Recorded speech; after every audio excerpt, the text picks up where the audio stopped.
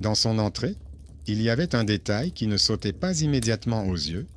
La caméra au-dessus de la porte clignotait d'une lumière rouge, même lorsque les ampoules étaient en dévissé dans le couloir et que tout l'escalier était plongé dans l'obscurité.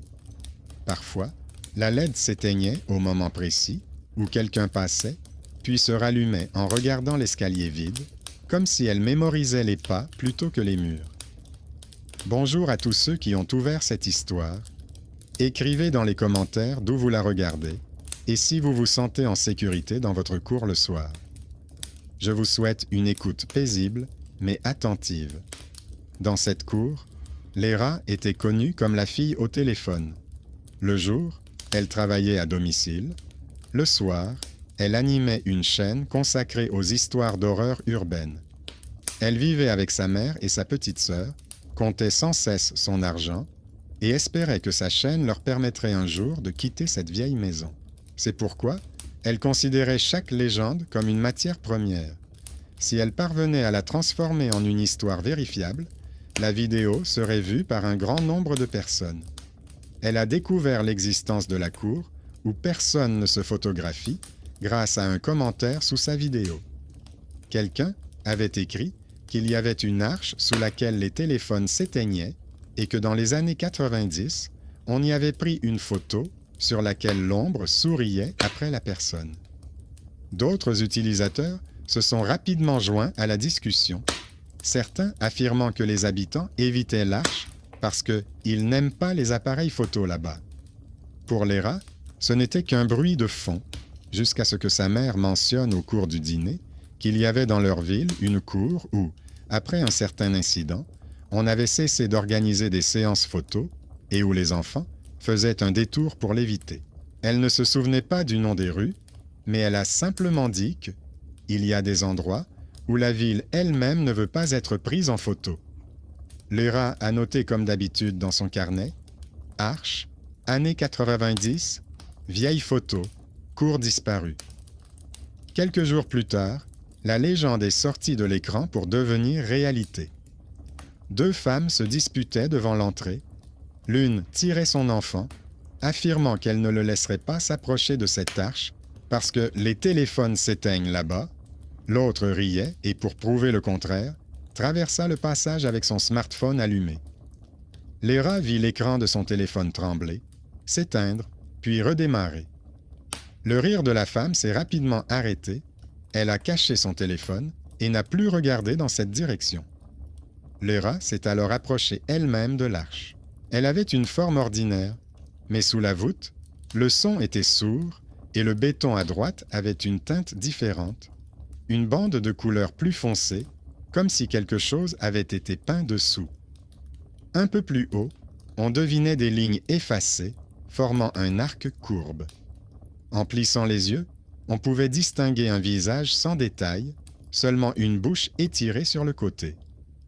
Léra sortit son téléphone, ouvrit l'appareil photo et prit plusieurs photos de l'ouverture vide, puis elle passa en mode frontal et se prit en photo devant le mur. L'écran se figea pendant une seconde, mais la photo fut tout de même enregistrée. Elle traversa l'arche plusieurs fois. À chaque fois, au même endroit, ses oreilles se bouchaient, comme dans un ascenseur. Le niveau du signal de communication baissait d'un cran, mais ne disparaissait pas complètement. En sortant dans la cour, l'air est devenu plus léger, le bruit de la rue est revenu. Une femme âgée est apparue sur l'aire de jeu, a jeté un rapide coup d'œil à la caméra et s'est retournée pour ne pas être filmée. Sur le panneau d'affichage près de l'arche, Léra remarqua une vieille affiche à moitié déchirée.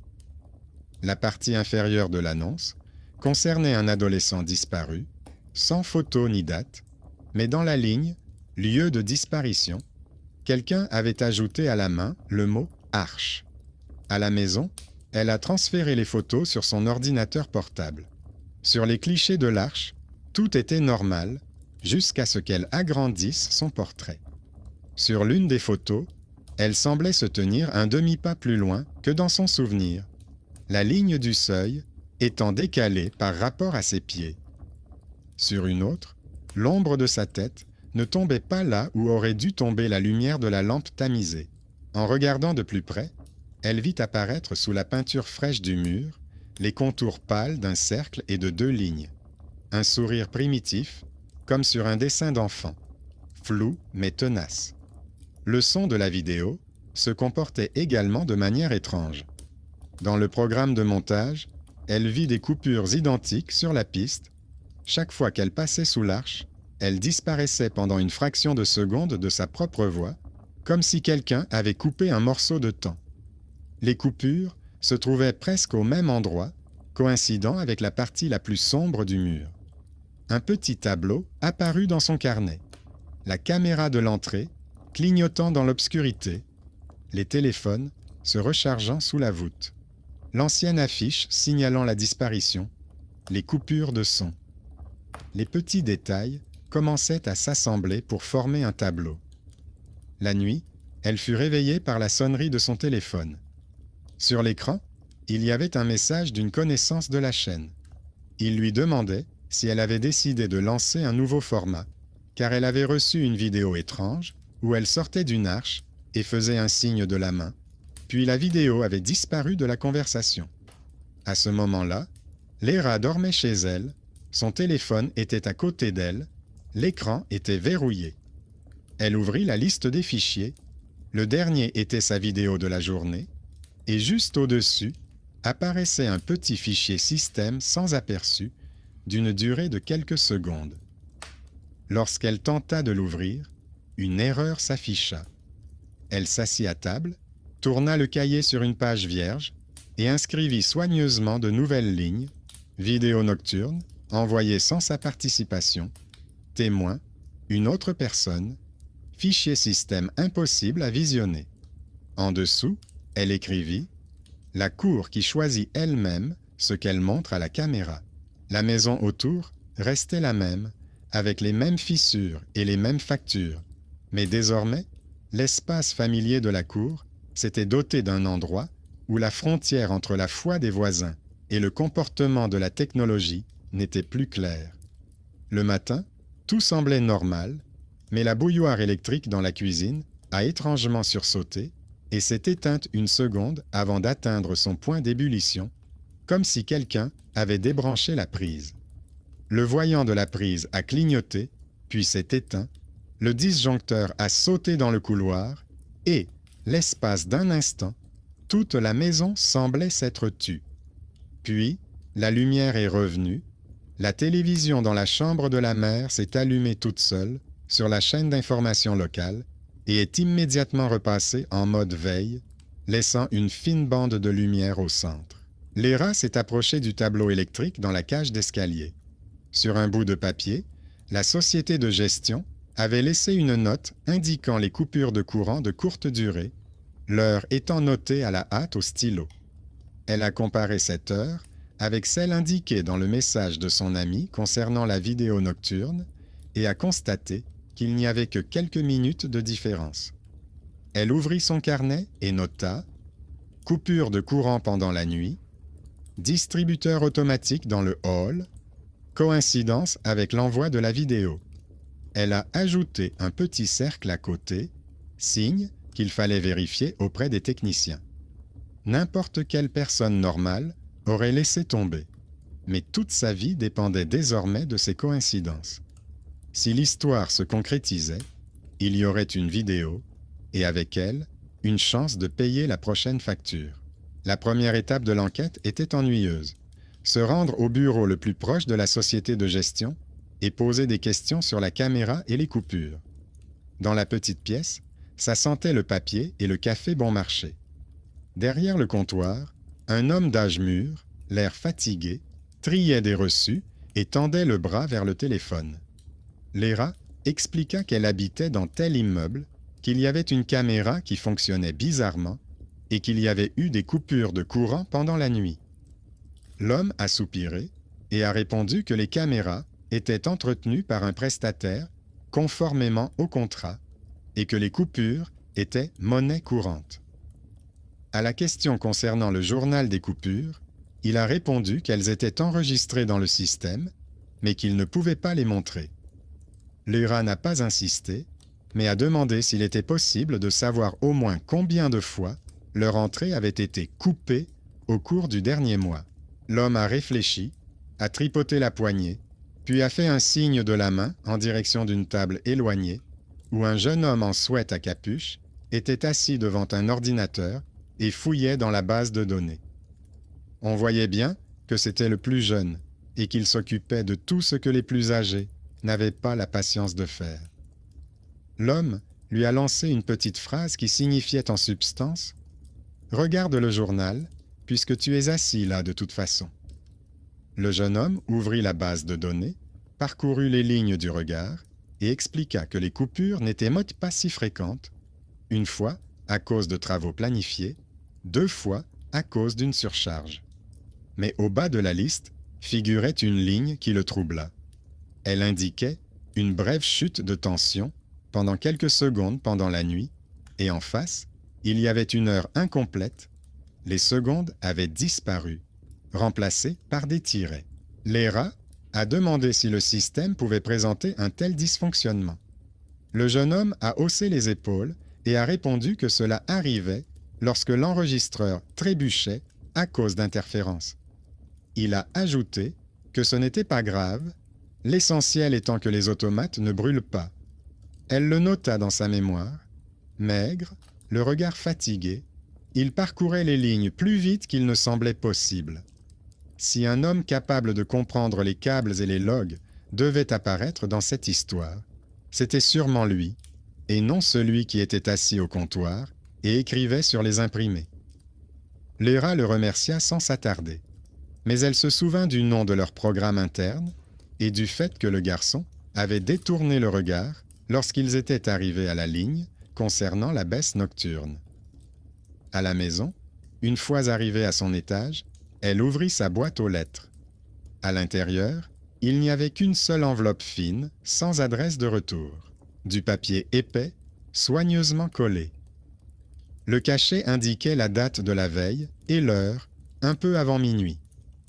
Elle monta dans son appartement, s'assit à sa table et ouvrit l'enveloppe avec un coupe-papier. À l'intérieur se trouvait une seule photo sur papier glacé, légèrement floue sur les bords, comme si elle avait été imprimée sur une vieille imprimante. Sur la photo, on voyait son arcade. La qualité laissait à désirer, mais Léra reconnut sans peine la bande sombre du mur, les parties écaillées, le terrain de jeu au loin. Au centre se tenait la jeune fille elle-même, mais pas à l'endroit où elle se souvenait s'être trouvée lors de la prise de vue, mais quelques pas plus loin. Sa posture était naturelle, téléphone à la main, épaules légèrement en avant, cheveux attachés en queue de cheval, mais il y avait quelque chose d'étrange. Derrière elle, l'ombre de sa tête ne correspondait pas à l'angle de la lumière. On aurait dit que quelqu'un se tenait à côté d'elle, mais seule l'ombre collée à sa silhouette apparaissait sur la photo. Au dos de la photo, il n'y avait rien, ni signature, ni date. Elle retourna la photo plusieurs fois, la renifla. Elle sentait la peinture bon marché et le papier, rien d'inhabituel. Mais le simple fait que cette photo existait était suspect. Elle n'avait pas commandé d'impression, ni envoyé de fichier à l'imprimerie.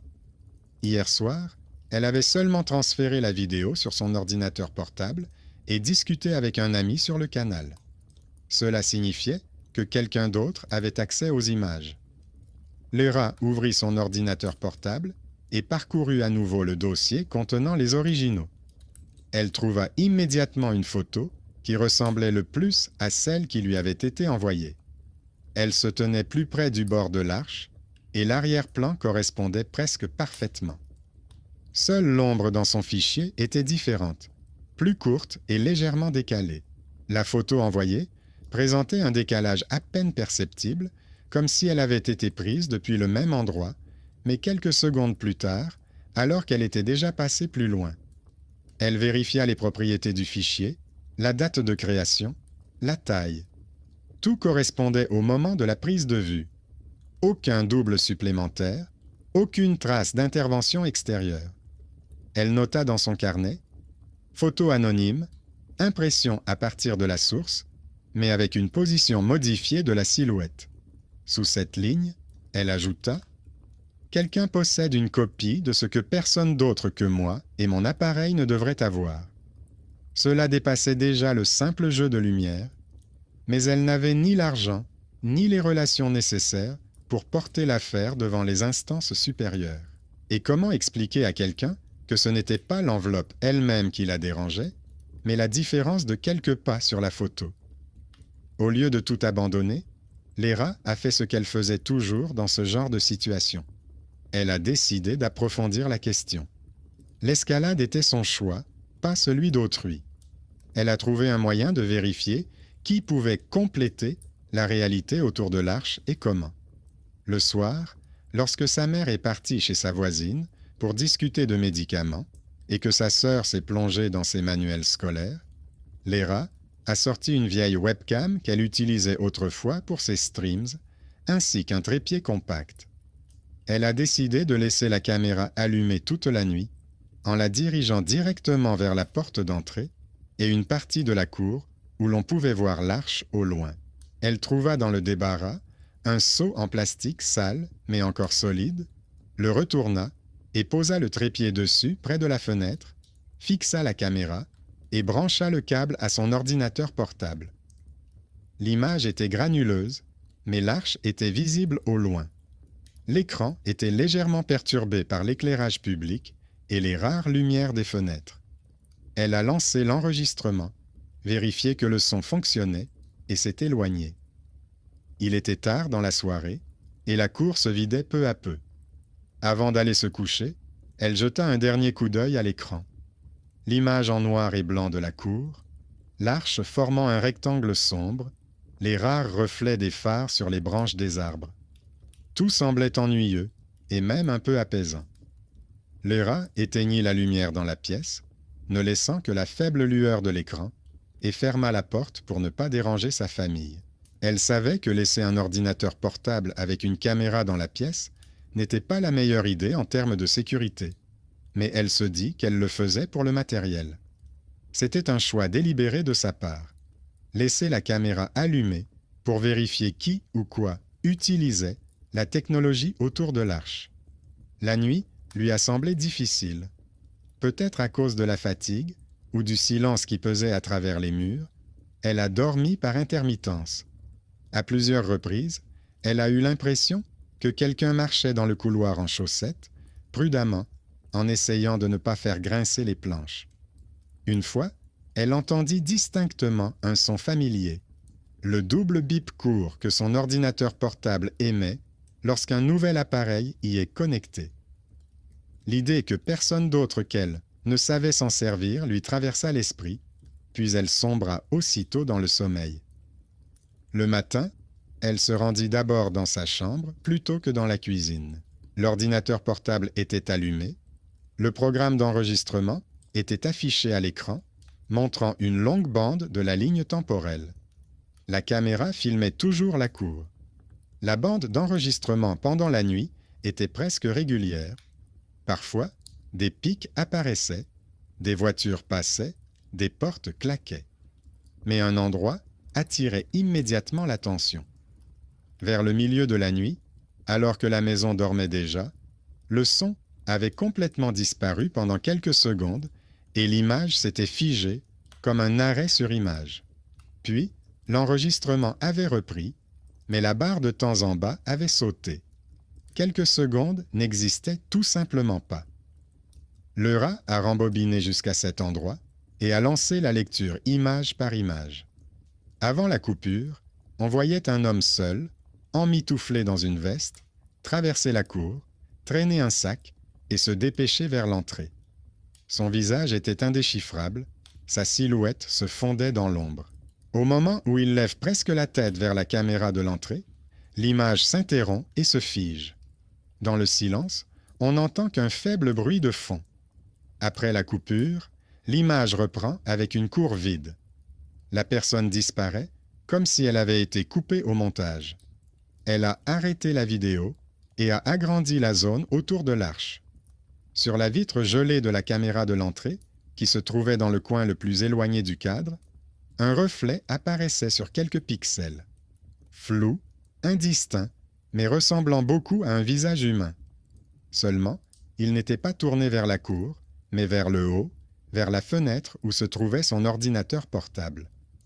Léra a regardé sa propre fenêtre de l'intérieur et s'est surprise à faire ce qu'elle avait toujours évité, comparer les pixels, non pas avec des données, mais avec quelque chose que l'on pourrait appeler un regard. Elle retourna à son carnet et nota soigneusement les nouveaux points. Enregistrement nocturne avec interruption. Homme disparu sous l'arche. Reflet regardant la pièce. Double pic de connexion pendant la nuit. La liste s'allongeait et ne tenait plus sur une seule page. Mais elle ne contenait toujours pas un seul fait pouvant être rapporté à la police ou aux techniciens. Seulement d'étranges coïncidences au niveau de détails quotidiens. À ce moment-là, on sonna à la porte. La sonnette était normale, courte, sans le collage caractéristique lorsque les enfants jouent. Léra regarda par le judas et vit la même femme âgée de la cour qui s'était éloignée de sa caméra près de l'arche la veille. La voisine tenait un petit paquet dans sa main. Léra ouvrit la porte. La femme lui tendit le paquet, dit qu'il y avait eu une confusion d'appartements et expliqua que le livreur avait laissé le colis chez elle parce que la famille de Léra n'avait pas ouvert la porte le soir. Il n'y avait pas de logo du magasin sur la boîte, seulement un autocollant blanc avec l'adresse et le nom écrits à la main. Léra comprit que personne n'avait entendu la sonnette le soir. Tout le monde était à la maison, mais elle ne se souvenait pas avoir entendu la sonnette. Elle remercia sa voisine, remarquant qu'elle se tenait à nouveau à l'écart de la caméra installée au plafond du couloir. De retour dans sa chambre, elle posa la boîte sur la table à côté de son ordinateur portable. L'étiquette indiquait son nom et son numéro d'appartement. L'expéditeur n'était pas mentionné. Le code barre était brouillon. Elle se souvint de la liste des étapes obligatoires et s'arrêta. Une fois de plus, elle devait faire face à un choix difficile, ouvrir le colis immédiatement ou le remettre à plus tard, prendre une photo, vérifier les registres du service de messagerie. Elle prit tout de même son téléphone et photographia d'abord la boîte. Puis, elle prit une autre photo sur laquelle on voyait l'écran de l'ordinateur portable avec l'image figée de la cour et la boîte au premier plan. Ce n'est qu'après cela qu'elle prit un coupe-papier et découpa soigneusement le ruban adhésif le long de la couture. À l'intérieur se trouvait un CD dans un boîtier transparent sans inscription et un petit bout de papier avec une phrase succincte « Vérifie à quoi ressemble ta cour quand tu ne la filmes pas ». Le paquet était encore ouvert lorsque Léra posa le disque sur sa paume. Le plastique était chaud, comme s'il venait d'être sorti du lecteur et non de la boîte. La surface transparente était intacte, sans rayures ni autocollant. Elle pensa un instant qu'il suffirait de tout jeter dans le vide-ordures et de faire comme si c'était une blague. Mais cette idée fut immédiatement balayée par un sentiment familier. Si elle ne comprenait pas ce qui se passait, l'histoire passerait à quelqu'un d'autre, et alors elle aurait écouté en vain les bruits de pas au-dessus de sa tête pendant des nuits entières. Elle apporta le vieux lecteur qui prenait habituellement la poussière sur l'étagère à côté de la collection de films de sa mère. Elle le brancha à la télévision et inséra le disque. L'écran s'alluma en gris, puis s'illumina d'un rectangle noir et afficha lentement l'image. C'était sa cour, mais vue d'un autre angle.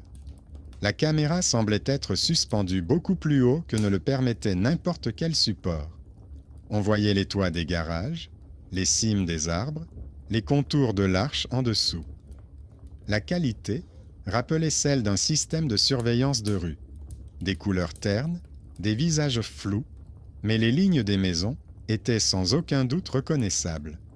L'image était muette. L'heure changeait par à-coups. Il faisait encore jour. Les enfants couraient autour de la balançoire. Puis, il faisait déjà nuit et seules les fenêtres étaient éclairées. Il n'y avait pas de panneau indiquant la date et l'heure à l'écran, mais on pouvait le deviner grâce à la longueur des ombres et aux lampadaires allumés. Léra accéléra la lecture. Les gens passaient comme de minuscules figurines, les voitures arrivaient et partaient, des silhouettes apparaissaient périodiquement sous l'arche. Il était important de se retrouver. Elle s'arrêta au moment où une fille avec un téléphone entra dans le cadre. La silhouette, la démarche, la queue de cheval, tout correspondait. Elle se voyait de côté, légèrement réduite, mais reconnaissable. Puis, quelque chose de familier commença. La jeune fille sortit son téléphone et prit plusieurs photos.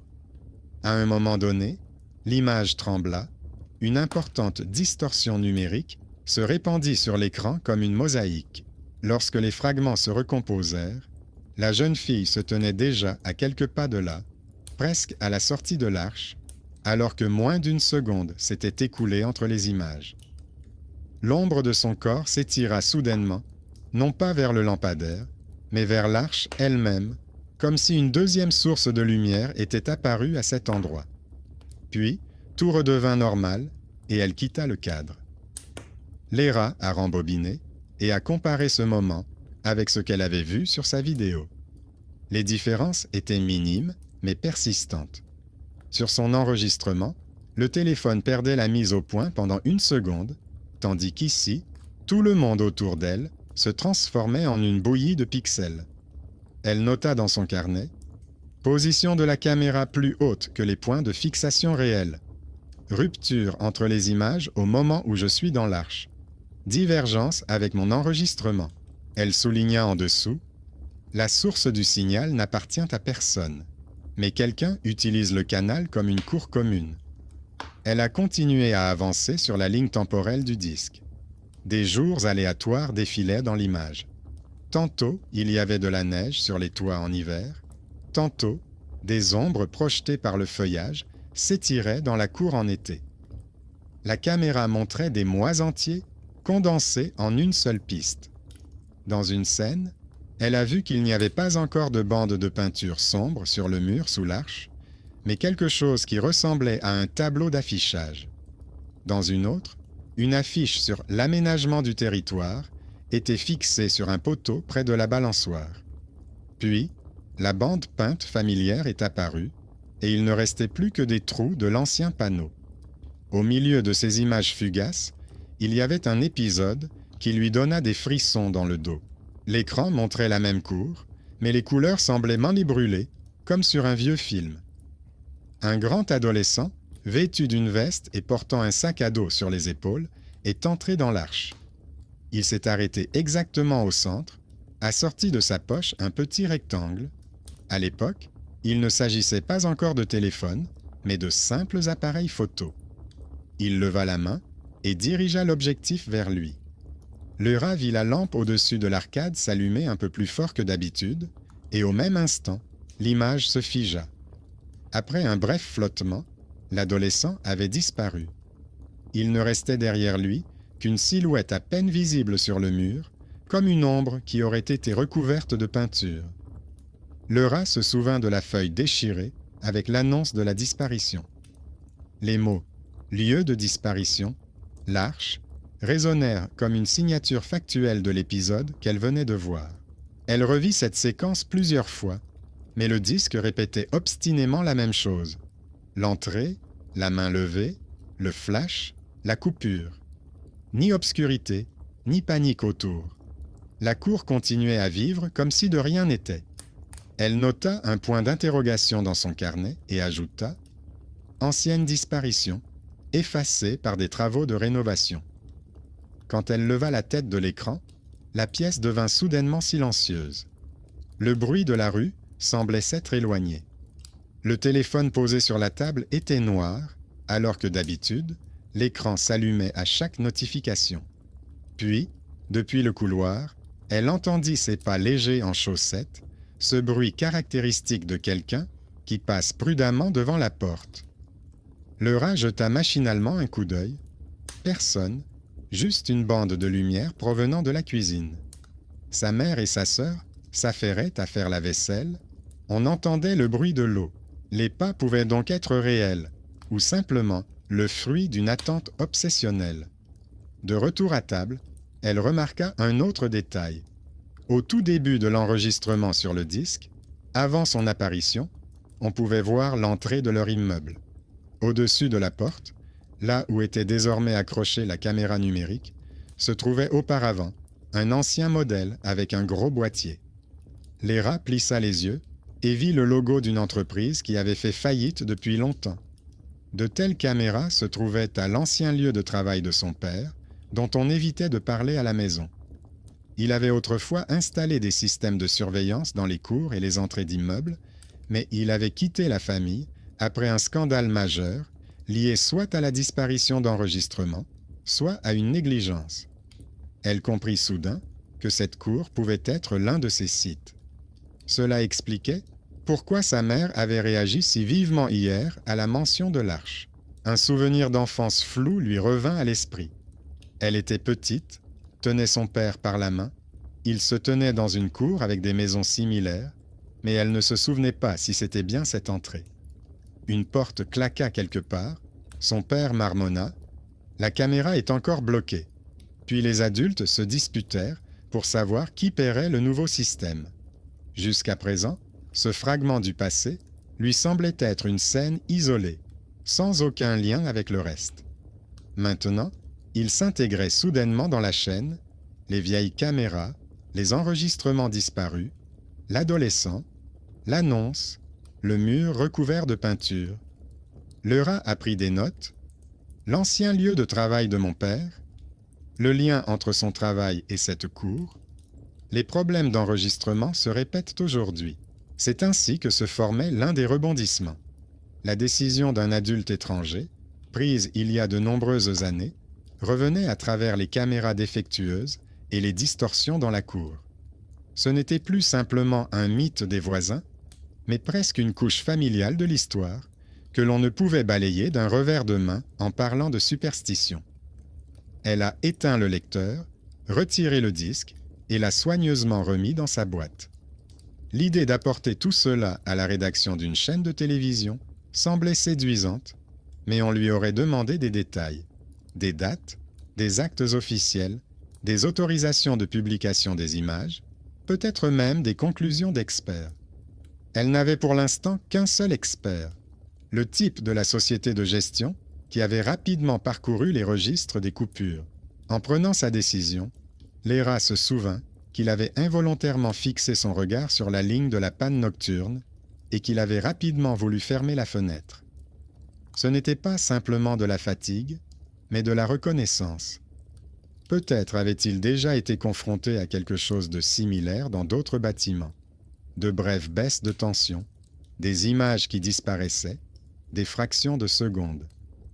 Dans cette histoire, il fallait quelqu'un qui sache lire les logs aussi attentivement qu'elle lisait les commentaires sous les vidéos. Elle trouva dans son téléphone le numéro de la société de gestion, composa le numéro et convint d'une nouvelle visite sous prétexte de clarifier les détails concernant la caméra et le tableau électrique. Le soir, avant de sortir, elle regarda une nouvelle fois le disque et la photo de l'enveloppe. Sur la photo avec l'arche, sa petite silhouette se tenait toujours à quelques pas de plus que dans l'original et son ombre s'étirait vers la bande sombre du mur. De l'extérieur, la cour semblait normale, avec ses fissures habituelles dans l'asphalte et son tapis de mégots près du banc. Mais désormais, Léra savait qu'il existait d'autres couches au-dessus de ce rectangle de béton, des enregistrements invisibles, des angles de vue étrangers, des secondes déformées. Elle avait emporté avec elle un carnet, un disque et des photos. C'était un choix délibéré. Au lieu de tout remettre à plus tard, elle allait voir les personnes qui avaient les clés des locaux techniques et l'accès à ces journaux cachés où la ville conservait son envers. À la société de gestion, elle fut accueillie de manière banale. Derrière le comptoir se trouvait le même homme avec ses reçus, et près du mur du fond, un garçon familier, vêtu d'un sweat à capuche. Léra s'approcha directement de lui, posa son carnet, ses photos et son disque sur la table. Elle dit qu'elle voulait montrer d'étranges coïncidences et demanda une minute, non pas pour se plaindre, mais pour vérifier. L'homme derrière le comptoir a fait un geste de la main. a dit quelque chose à propos d'être occupé, mais le jeune homme est intervenu de manière inattendue. Il a dit qu'il attendait de toute façon une mise à jour de la base de données, qu'il pouvait donc regarder de quoi il s'agissait, et l'a invité à s'approcher de son écran. Le rat a brièvement exposé ce qu'elle avait. Des lacunes dans les enregistrements nocturnes, une vidéo inconnue de la cour prise sous un autre angle, un comportement étrange de la caméra, une coïncidence temporelle avec des baisses de tension. Elle n'a pas dramatisé, elle a simplement exposé les faits dans l'ordre. Le jeune homme l'a d'abord écoutée avec un scepticisme poli, puis s'est animé lorsqu'elle a prononcé le nom de la marque des anciennes caméras sur la bande et a rapidement trouvé dans le système le paramètre responsable de l'enregistrement des appareils connectés. Il a expliqué que chaque enregistreur avait une adresse interne et que parfois, d'anciens enregistrements pouvaient réapparaître si de nouveaux équipements étaient mal connectés au réseau. Il a ouvert la liste des appareils de la maison où vivaient les rats. Il y avait plusieurs éléments familiers, une caméra au-dessus de l'entrée, un enregistreur dans le sous-sol, un nœud de support dans la maison voisine. Mais à la fin de la liste figurait une ligne sans nom, simplement une série de chiffres et de lettres marqués comme nœuds d'archives sans état actuel. Dans la colonne « Activité », on pouvait voir de brèves poussées pendant la nuit. Le jeune homme fronça les sourcils et dit que d'après les documents, ce nœud ne devrait pas exister et que quelqu'un l'avait laissé dans la base de données en oubliant de le désactiver.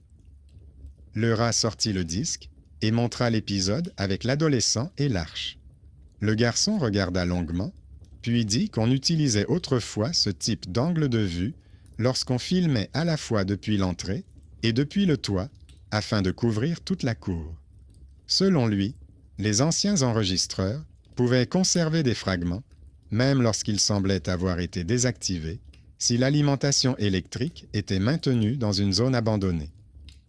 Il a avoué avoir été confronté à plusieurs reprises à des flashs nocturnes similaires dans d'autres immeubles, mais personne ne s'en était plaint, les gens les attribuant à des interférences. La décision d'intervenir a été prise d'un commun accord.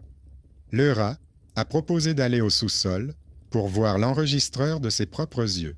Le jeune homme a hésité, rappelant que l'accès y était formellement limité et qu'il fallait l'autorisation de la direction.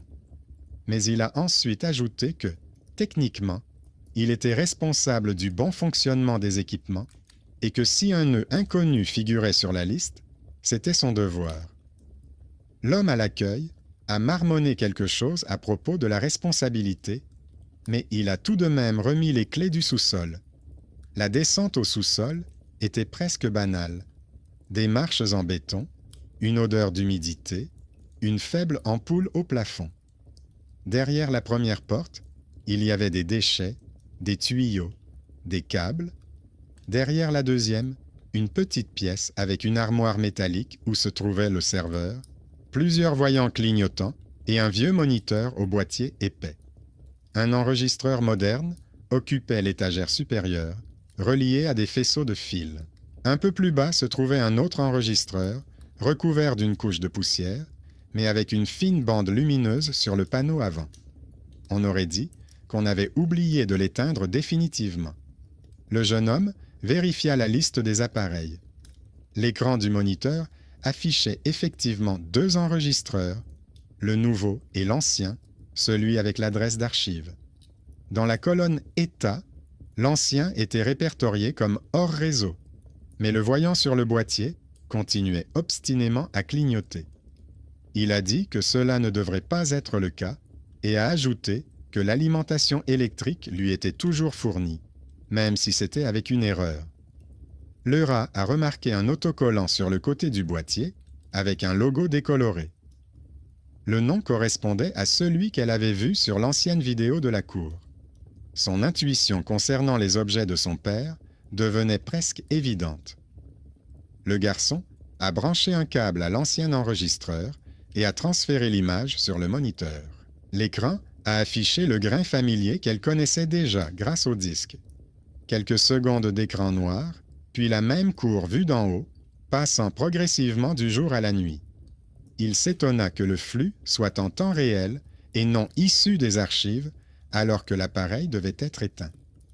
Le rat aperçut dans le coin de l'écran un petit symbole, la désignation interne du nœud, qui était vide dans la base de données. Puis, le même effet qu'elle avait déjà vu sur le disque se produisit. Une personne entrant dans l'arcade apparut à l'image.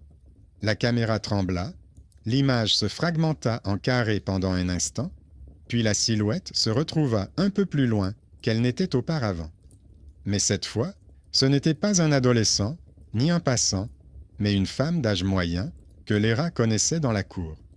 Une mère qui traînait toujours des sacs et grondait ses voisins parce qu'ils faisaient du bruit. Elle vaquait manifestement à ses occupations, sans remarquer l'étrangeté de la situation, jusqu'à ce que la caméra invisible tente de la recomposer dans le cadre. Le rat sentit ses doigts se crisper sur son bloc-notes. Elle se souvint comment elle s'était elle-même placée sous l'arche, avait levé son téléphone et était tombée dans un piège similaire. Il y avait quelque chose de profondément anormal dans tout cela, une maison qui non seulement surveillait ses habitants, mais les enregistrait aussi comme bon lui semblait, et non comme il le souhaitait. Le jeune homme a déclaré que ce comportement ressemblait à des tentatives constantes de l'appareil de se synchroniser avec quelque chose qui n'existait plus. Peut-être y avait-il autrefois un réseau avec 2 enregistreurs, et maintenant, l'un d'eux est resté bloqué avec des paramètres erronés et continue de perturber l'espace autour de lui. Il a proposé une solution technique simple, mettre complètement hors tension l'ancien enregistreur et le retirer du circuit, puis supprimer manuellement le nœud d'archivage dans la base de données. Mais il a ensuite ajouté qu'il fallait le faire de manière à ne pas perturber les nouvelles caméras et à ne pas laisser la maison sans surveillance, sinon les plaintes seraient de plus nombreuses que les histoires étranges. Il a pris ses responsabilités. Il a dit qu'il rédigerait un rapport indiquant que l'ancien nœud créait des interférences et menaçait la stabilité du système. Le rat comprenait qu'à ce moment précis, c'était lui qui devenait cette personne sous-estimée qui pouvait réellement changer les choses. Aux yeux de ses supérieurs, il n'était qu'un simple opérateur, mais en réalité, il contrôlait toute la partie invisible de la maison depuis son pupitre. Elle lui a demandé s'il était possible de faire une copie d'une partie du journal avant la mise hors tension. Il a répondu que selon les règles, ce n'était pas autorisé, mais que si elle se limitait à un petit extrait sans nom, avec simplement les heures et l'état de l'appareil, cela pouvait être considéré comme un extrait technique. Ils ont conservé quelques minutes du flux où l'on voyait l'arche s'effondrer à l'apparition des personnes. Dans les journaux, à côté de ces moments, figuraient de brèves notes sur les baisses de tension et les erreurs de synchronisation interne. Pas de mystère, juste des lignes erronées. Pour les rats, c'étaient précisément les traces documentaires qui manquaient. Des reçus, des journaux, des extraits vidéo confirmant que la légende de la cour contenait un grain de vérité sur une panne réelle à laquelle personne n'avait prêté attention à temps. Lorsque le jeune homme a coupé l'alimentation de l'ancien enregistreur, le voyant ne s'est pas éteint immédiatement. La bande lumineuse sur le boîtier a clignoté plusieurs fois, comme les lampes de l'entrée clignotent avant de s'éteindre, puis elle a disparu. L'image sur le moniteur a tremblé, affichant une autre image brève de la cour. Sous l'arche se tenait une silhouette vêtue d'une capuche sombre, tournée non pas vers la cour, mais vers le haut, vers la caméra. La silhouette était trop floue pour reconnaître la personne, mais ses traits avaient quelque chose de douloureusement familier, comme le reflet d'un parent dans une vitre trouble. L'image s'est figée, puis a disparu. Il ne restait de l'ancien appareil qu'un boîtier froid et une ligne dans le journal que le jeune homme marqua immédiatement pour suppression. Il a dit qu'après le redémarrage du système, le nœud d'archivage disparaîtrait et que les nouvelles caméras fonctionneraient sans interruption. Les rats est monté à l'étage avec le sentiment qu'ils avaient le de couper un canal invisible par lequel la cour négociait depuis des années avec elle-même pour décider qui et comment montrer au monde. À la maison, elle constata que la caméra au-dessus de son entrée ne clignotait plus indéfiniment dans l'obscurité. Lorsque la lumière de l'escalier s'éteignait, la petite diode clignotait 2 ou 3 fois, puis s'éteignait, laissant place à une obscurité réelle et non artificielle. Le téléphone, en passant sous l'arche, ne se rechargeait plus, la connexion s'interrompait brièvement, puis revenait immédiatement. Les traces de l'ancien crépi étaient visibles sur le mur, mais la bande sombre de peinture fut rapidement repeinte, de manière plus uniforme. Quelques jours plus tard, Léra est revenue à l'arche pendant la journée, sans appareil photo et sans intention de prendre quoi que ce soit. Elle est simplement passée sous la voûte les mains vides, en comptant ses pas. Aucune coupure de son, aucune pression dans les oreilles. Sur le panneau d'affichage était accrochée une nouvelle note de la société de gestion concernant les travaux prévus pour moderniser le système de surveillance et mettre hors service les équipements obsolètes. En bas, il était indiqué que les dysfonctionnements temporaires avaient été résolus. Il n'y avait aucune mention des plaintes concernant le fonctionnement étrange des caméras. Personne d'autre qu'elle ne semblait considérer cela comme un problème particulier. Le soir, elle ouvrit son ordinateur portable et commença à écrire le scénario de la vidéo. Il contenait moins de mysticisme que ne l'attendaient les téléspectateurs réguliers, et plus de faits, l'arche sur laquelle on avait imputé une ancienne disparition, les caméras connectées de telle sorte qu'un enregistreur oublié continuait à s'accrocher aux nouvelles, le journal des coupures, où quelqu'un avait un jour décidé que les anomalies de courte durée ne méritaient pas qu'on s'y attarde. Elle y ajouta soigneusement la lignée familiale, sans citer de nom ni d'adresse, l'ancien travail de l'homme qui surveillait autrefois les murs, et la façon dont ses décisions, des années plus tard, étaient revenues vers sa fille à travers des bugs dans le réseau. À la fin du scénario, elle a laissé le choix au spectateur. Croire en la cour qui n'aime pas les caméras ou accepter l'idée que parfois, la ville devient dangereuse, non pas parce qu'elle est hantée par des fantômes, mais parce que le fer et les hommes s'ajoutent les uns aux autres sans contrôle depuis des années. Elle a clairement montré que la justice ici ne réside pas dans la révélation des miracles, mais dans le fait que quelqu'un a enfin accompli son travail discret jusqu'au bout. Il a déconnecté ce qui devait être déconnecté et a cessé de laisser la technologie choisir qui gardait dans le cadre. Lorsque le scénario fut prêt, la lumière dans tout l'appartement clignota comme d'habitude, brièvement, une seule fois. La bouilloire dans la cuisine continua de fonctionner, le voyant ne s'éteignit pas.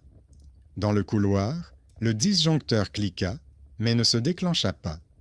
Le téléphone sur la table s'est allumé pour signaler une notification.